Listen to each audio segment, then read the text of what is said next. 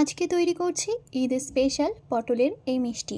এখন পটল প্রায় অ্যাভেলেবেল, তার জন্য পটলের এই মিষ্টি আমি তৈরি করা দেখাচ্ছি। খুব ঝটপট, খুব অল্প সময়ে তৈরি করে নেওয়া যায় পটলের এই মিষ্টি।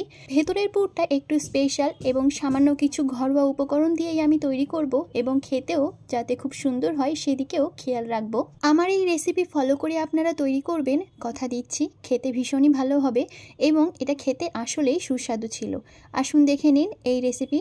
আসসালামু আলাইকুম, ওয়েলকাম টু নার্গিস কিচেন।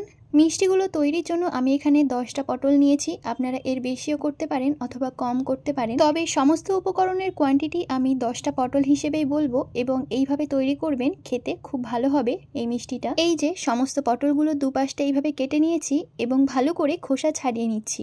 একটুও খোসা থাকবে না, খুব ভালোভাবে পটলগুলোর খোসা ছাড়িয়ে নিতে হবে। খোসা থাকলে মুখে বাঁধলে খেতে ভালো হবে না, তার জন্য খোসা খুব ভালো করে ছাড়িয়ে নিতে হবে। এবারে পটলগুলোকে আমি খুব ভালো করে ধুয়ে নিয়েছি। এবারে একটা ছুরির সাহায্যে মাঝখান বরাবর কেটে নিয়েছি। তারপরে একটা স্পুনের ব্যাক সাইড দিয়ে এভাবে পটলের সমস্ত বীজ ভেতর থেকে বের করে নিয়েছি। দেখুন পুরোটাই বের করে নেওয়া হয়ে গেছে।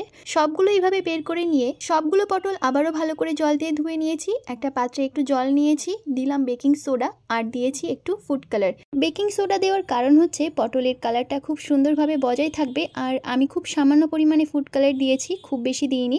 তবে আপনারা ফুড কালারটা নাও ইউজ করতে পারেন, এটা পুরোই অপশনাল। এরপরে পটলগুলোকে আমি 5 মিনিট সেদ্ধ করে নিয়েছি। খুব বেশি সেদ্ধ করিনি, জাস্ট 5 মিনিটস বয়েল করলেই হবে। পটলগুলোকে নামিয়ে নিয়ে এরকম একটা পাত্রে রেখেছি এবং ওপর থেকে ঠান্ডা জল দিয়েছি। পটলগুলো যেহেতু গরম জলে ছিল, কুকিং প্রসেস বন্ধ করার জন্য আমি ঠান্ডা জলটা দিয়েছি এবং এই পাত্রে যাতে জলগুলো খুব ভালো করে ঝরে যায় তার জন্য এই পাত্রে রেখেছিলাম। আবারও ভালো করে পটলগুলোকে হাত দিয়ে জল ঝরিয়ে নিয়ে তারপরে একটা প্লেটে তুলে নিলাম। পটলগুলো যতক্ষণ ঠান্ডা হচ্ছে ততক্ষণ একটা চিনি সেরা করে নেব। তার জন্য 1 কাপ পরিমাণে চিনি নিয়েছি। ঠিক যে পরিমাণে চিনি নিয়েছি তার হাফ কাপেরও একটু কম পরিমাণে জল নিয়েছি। মিষ্টির পরিমাণটাও আপনারা কম বেশি করতে পারেন, তবে খেয়াল রাখবেন জলটা তার থেকে হাফ কাপেরও কম নিতে হবে। এবং দিলাম একটা এলাচ এবং একটু দারুচিনি। এখানে চিনিটা গলে এলেই তারপরে পটলগুলোকে আমি দিয়ে দিলাম এবং এই চিনি সেরাতেই পটলগুলোকে লো টু মিডিয়াম ফ্লেমে কুক হতে দেব।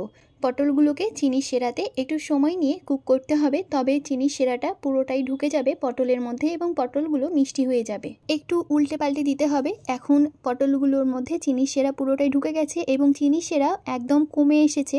নামিয়ে নিয়েছি এবং ঠান্ডা হতে দিয়েছি। এবারে ভেতরকার পুরটা তৈরি করে নেব। তার জন্য ছোট কাপের 1 কাপ দুধ দিলাম আর দিলাম 2.5 চামচ মতো আমুল দুধ আর দিচ্ছি এখন 4 চামচ খোয়া একটু মিহি করে নিয়েছি। তারপরে দিচ্ছি আমি 2 চামচ মতো চালের গুঁড়ো। এবারে ভালো করে নাড়তে থাকবো। প্রায় 6-7 মিনিট মতো ভালো করে কুক করতে হবে লো ফ্লেমে। নাড়তে থাকবেন, একটু থামলে চলবে না কারণ লেগে আসছে যেহেতু। এবং দিয়ে দিচ্ছি পরিমাণ মতো চিনি। আমি এখানে 4 চামচ মতো চিনি নিয়েছি আর দিয়েছি খুব সামান্য পরিমাণে লবণ চিনিটাকে ব্যালেন্স করার জন্য। লবণটা দিলে ভয় করবেন না, খেতে খুবই সুন্দর হয়েছিল, জাস্ট চিনিটাকে ব্যালেন্স করবে। শেষের দিকে আমি 2 চামচ মতো ঘি দিয়ে দিয়েছি। দেখুন ঘিটা দেওয়ার পরে কত সুন্দরভাবে ডোটা ছেড়ে আসছে এবং ডোটা এখন পুরোটাই তৈরি হয়ে গেছে। ডোটাকে নামিয়ে নেব এবং হালকা ঠান্ডা করে নিয়ে তারপরে এই যে দেখুন আমি যেভাবে দেখাচ্ছি এরকমভাবে একটু হাতে করে নিয়ে তারপরে পটলের ভিতরে ঢুকিয়ে নিচ্ছি এবং খুব আলতো হাতে পটলটাকে রেখেছি এবং এগুলো ঢুকিয়ে নেওয়ার পরে তারপরে খুব আলতো হাতেই পটলের সাইডগুলো একটু চেপে দিচ্ছি। খুব বেশি চাপাচাপি করতে যাবেন না, নাহলে পটলের শেপ খারাপ হয়ে যাবে এবং মিষ্টিগুলো চাপা হয়ে যাবে। একটু মিষ্টিগুলো ফুলে থাকলেই তবে দেখতে ভালো লাগবে। এই যে দেখলেন পটল থেকে বীজ না বের করা হলেও কিছুটা থেকে গেলেও পরে এরকমভাবে বের করে নিতে পারেন। যখন সেদ্ধ হয়ে যাবে তখন এমনি বীজগুলো ছেড়ে আসবে। কিছুটা বাকি থাকলেও কোনো অসুবিধে নেই, এরকমভাবে পরে বের করে নেবেন। আর ভেতরে যতটা সম্ভব বেশি পুর দেওয়ার চেষ্টা করবেন। সমস্ত পটলের মিষ্টি এখন তৈরি হয়ে গেছে। ওপর থেকে আমি এরকম একটু ইয়েলো ফুড কালার দিয়েছি আর ওপরের দিকে খুব সামান্য পরিমাণে আমন্ড বাদাম এবং খুব সামান্য পরিমাণে চেরি মিহি মিহি করে কেটে নিয়েছিলাম, আমি সেগুলোকে ডেকোরেট করে দিয়েছি এরকমভাবে।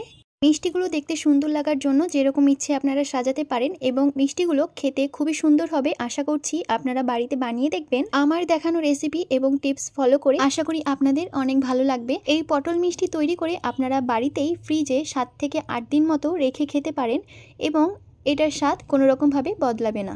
আজকের এই পটল মিষ্টি রেসিপি যদি আপনাদের ভালো লেগে থাকে তাহলে একটি লাইক করে দেবেন, সাবস্ক্রাইব করে আমার চ্যানেলের সাথে থাকবেন এবং কমেন্ট করে অবশ্যই জানাবেন কেমন লেগেছে।